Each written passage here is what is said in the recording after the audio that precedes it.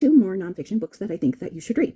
First one is When Crack Was King. So it talks about the crack epidemic, and it dispels a lot of the myths that were kind of fueled by politicians and the media and stuff.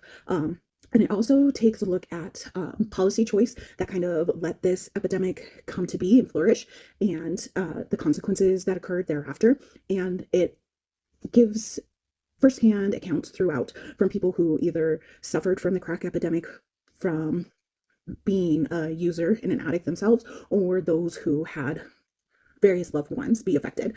It's a really, really good book. It really, really brought to light um, a lot of the things that I didn't know about it. I mean, I had a good idea about, what caused it and how it was fueled by the government and stuff, but a lot of the myths and the media's role in what occurred during the time was new information to me, and I found that to be really interesting, and I really, really loved all the firsthand accounts. The second book is called The Fire We Carry, and it's a book that focuses on how one specific case in Oklahoma had broader repercussions for tribes in Oklahoma, but also kind of tribes all across what's known as America.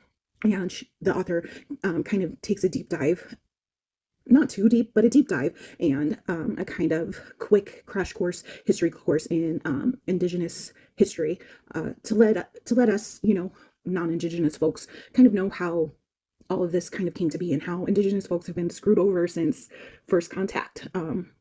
Screwed over, just called a different name. And what was really profound to me in reading that book is the author talks about how, the Supreme Court isn't poop. And a lot of us, myself included, have really been feeling that, especially of late. But the Supreme Court has always been absolute shit. And we would have all known that collectively had we been paying attention to what was going on within the Indigenous community, had we been listening to Indigenous voices. They've always, always, always been shit, and they've always, always, always been screwing folks over. So I thought that that was really profound, and it really kind of is making me even more hyper aware of prioritizing Indigenous issues and listening to Indigenous voices, because I know for a fact that what affects some of us eventually is going to affect all of us. What happens to the most marginalized among us, and the ones who are repeatedly taken advantage of and victimized, is going to come back and bite all of us in the ass. And so I'm very, very, very much making Indigenous voices more of a priority.